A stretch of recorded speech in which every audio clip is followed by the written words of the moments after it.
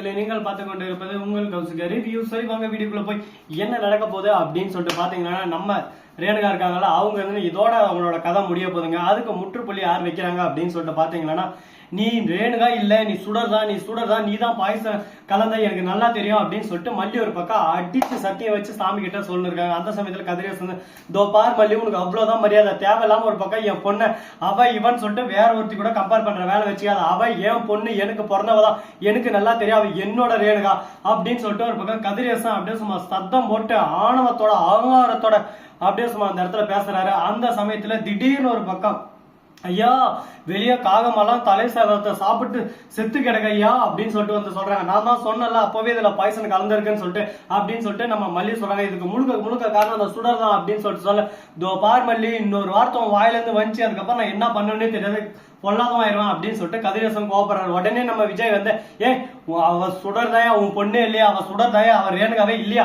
அப்படின்னு சொல்லிட்டு விஜய் சொல்றாரு. உடனே நெஞ்சு பிடிச்சுன்னு ஒரு பக்கம், என்ன மாப்பிள்ள சொல்றீங்க அப்படின்னு சொல்லிட்டு ஷாக்கிங்கோட ஒரு பக்கம் பக்கு திக்கு அப்படின்னு சொல்லிட்டு இருக்கு நம்ம கதிரேசனுக்கு ஒரு பக்கம் கையும் ஓடல காலும் ஓடல, என்ன பண்றது ஏது பண்றது சொல்லிட்டு தெரியாம பயம் ஒரு பக்கம், பதட்டம் ஒரு பக்கம், எல்லாமே ஒரு ஈக்குவலா ஈவனா போயிட்டு இருக்கு. இந்த மாதிரி ஒரு சூழல்ல அடுத்து என்ன நடக்க போகுது அப்படின்னு சொல்லிட்டு தெரியாம ஒரு பக்கம் பயமும் பதட்டமும் அதிகமா தாங்க இருக்கு. சரி, இப்படி எல்லாம் ஒரு பக்கம் போயிட்டு இருந்தாலும் அதே சமயத்துல மறுபக்கம் என்ன நடக்க போகுது அப்படின்னு சொல்லிட்டு பாத்தீங்கன்னா, நம்ம இதெல்லாம் ரொம்பவே ஒரு பக்கம் சீரியஸா எடுத்துக்கூடாது. ஓகே, இது ஒரு நிகழ்வா இருக்கட்டும், ஆனா இதவே நம்ம பெருசா எடுத்துக்க கூடாதுல்ல. அதனால போனது போயாச்சு, வர்றதை நாம ஏத்துக்கணும், நம்ம வாழ்க்கை நாம ஒரு பக்கம் ஜம்மாயா ஒரு பக்கம் கொண்டாடி ஆகணும். அதுக்கு முதல்ல என்ன பண்ண போறோம் அப்படின்னு சொல்லிட்டு பாத்தீங்கன்னா, கரெக்டா நம்ம விஜய் இருக்காரு, அவரு என்ன பண்ணாரு அப்படின்னு சொல்லிட்டு பாத்தீங்கன்னா, எல்லாத்தையும் பக்குவமா எடுத்து சொல்றாங்க. இது எனக்கு முன்னாடியே தெரியும், இது உங்ககிட்ட எப்படி சொல்றது, உங்ககிட்ட எப்படி ஆரம்பிக்கிறதுன்னு சொல்லிட்டு தெரியல, இதுக்கான ஆதாரம் எல்லாமே ஒரு பக்கம் கையும் களவமா கிடைக்கும். அன்னைக்கு பிடிச்சி இவ்வளவு ஒரு பக்கம் வாங்குன்னு வாங்கி அந்த வீட்டை விட்டு துரத்தலாம் நான் இருந்தேன். அதுக்கு முன்னாடி மல்லி முந்திக்கிட்டா அப்படின்னு சொல்லிட்டு சொல்றாங்க. மாப்பிள்ள, நீங்க தேவையில்லாம பொய் சொல்றீங்க மாப்பிள்ள, என்னோட பொண்ணு மாப்பிள்ளவே, என் பொண்ணு இப்பதான் பல நாள் பல யுகம் கழிச்சு உசுர மாறிச்சு, இப்ப எனக்கு திரும்ப கிடைச்சிருக்கா, அப்படிப்பட்ட என் பொண்ணு இல்லைன்னு சொல்லி என் மனசை நோகடிக்காதீங்க அப்படின்னு சொல்லிட்டு சொல்ல, திடீர்னு ஒரு வீடியோ ஆதாரம் அப்படியே சும்மா நம்ம மனோகர் போன் பண்ணி மல்லி உனக்கு ஒரு வீடியோ ஆதாரம் அமைச்சுக்கிறேன், அதை ஃபர்ஸ்ட் பாரு அப்படின்னு சொல்லிட்டு சொல்றாங்க. ஐயோ கிடைச்சிருச்சா, சோளமுத்தா போச்சு அப்படின்ற மாதிரி ஒரு பக்கம் ஆதாரமும் கிடைச்சிருச்சு. என்னத்த பண்ண அப்படின்னு சொல்லிட்டு சோகத்துல வேதனையில கூணி குறி ஒரு பக்கம் அப்படின்னு சொல்லிட்டு சோகத்துல இருக்காங்க. உடனே பாக்கணுமே அதை கதிரேசன் கிட்ட காட்டி, தோபா கதிரேசா பாரு, உன் பொண்ணு லட்சணத்தை பாரு அப்படின்னு சொல்லிட்டு ரகுவா அவ்வளவு பேசி வந்தது எல்லாமே கேட்டது.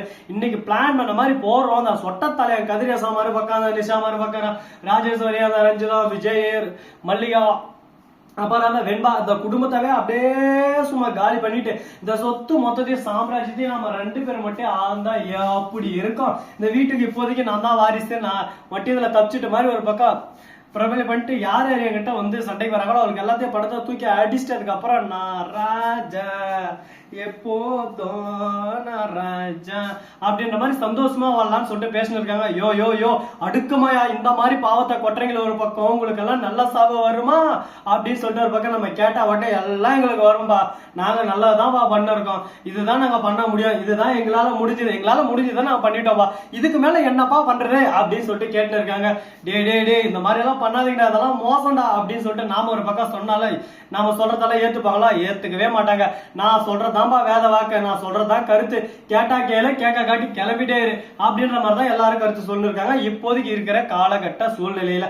சரி இருக்கட்டும் அப்படின்னு சொல்லிட்டு விட்டாலும் அதே சமயத்துல நம்ம தலைய ஒரு பக்கம் வேற மாதிரி பெர்ஃபார்மன்ஸ் யாரா அப்படின்னு சொல்லிட்டு பாத்தீங்கன்னா, வேற யாரு, மனோகர் தாங்க.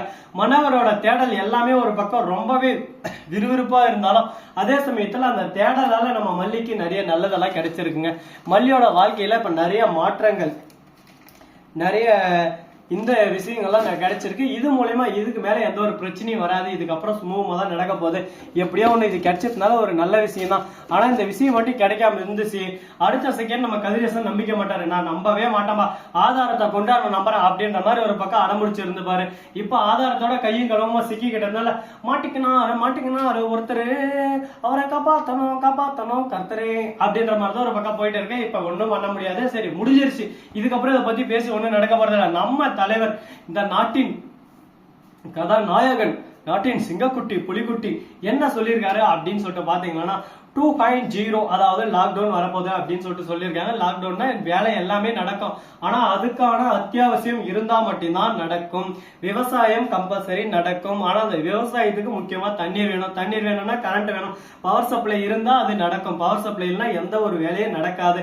அதே மாதிரி கேஸ், அதே மாதிரி பெட்ரோல், இந்த மாதிரி நிறைய தட்டுப்பாடுகளால வரப்போது. இது எல்லாத்தையும் ஃபர்ஸ்ட் லாக்டவுன் மாதிரி இந்த லாக்டவுன்ல எதிர்கொள்ளணும் அப்படின்னு சொல்லிட்டு ஒரு அறிக்கையை விட்டு இருக்காங்க. இந்த ஒரு அறிக்கையை நல்ல ஒரு அறிக்கையை தான் நான் எதிர்பார்க்கிறேன். ஏன் எதனால அப்படின்னு சொல்லிட்டு பார்த்தீங்கன்னா, கஷ்டங்கள் எல்லாருக்குமே இருக்கும், ஆனா இந்த ஒரு லாக்டவுனால, போன டைம் அந்த லாக்டவுனால நிறைய மாற்றங்கள், கழிவுகள், அது மட்டும் இல்லாம மேகவெளி, அதிக பொல்யூஷன், இது எல்லாமே ஒரு பக்கம் கட்டுப்பாட்டுக்குள்ள வந்துருச்சு. ஏழ்மையில இருக்கிறவங்க கஷ்டப்படுவாங்க, கண்டிப்பா அது இயல்பு.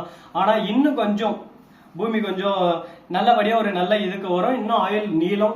ஆனா அப்படி இருந்தும் பசியில வர்றவங்களுக்கு என்ன பண்றதுன்னு சொல்லிட்டு தெரியல. அது ஒரு பக்கம் கஷ்டமா தான் இருக்கு. இது ஒரு பக்கம் நல்ல விஷயமா இருந்தாலும் மறுபக்கம் ஒருவேளை சாப்பாட்டுக்கும் வேலைக்கு போய் ஆகணும் அப்படின்னு சொல்லிட்டு சூழல்ல தள்ளப்பட்டு இருக்க நம்மள மாதிரி ஆளுங்க கண்டிப்பா கஷ்டமா தான் இருக்கும். என்னங்க பண்றது, எல்லாத்தையும் ஏத்துக்கிட்டு அடுத்தடுத்து பக்குவப்படுத்தினு நம்ம போனா மட்டும்தான் இந்த ஒரு லாக்டவுனை சிறந்த முறையில நாம எதிர்கொள்ள முடியும். அதனால எல்லாரும் ஒரு பக்கம் முன்னெச்சரிக்கையோட எப்படி இருக்கணுமோ அதை பாத்துக்கோங்க. இந்த வீடியோ பிடிச்சிருந்தா லைக் பண்ணுங்க, கமெண்ட் பண்ணுங்க, ஷேர் பண்ணுங்க, டிண்டிங் பெல்ல தட்டி விட்டு போங்க. அப்பதான் நான் போற அடுத்தடுத்த வீடியோ உங்களுக்கு உடனுக்குடன் நோட்டிபிகேஷன்லாம் வந்து கொண்டே இருக்கும். மிக்க நன்றி, தேங்க்ஸ் ஃபார் வாட்சிங், டாடா, see you, நன்றி, வணக்கம், வந்தனம், வருக, தருக.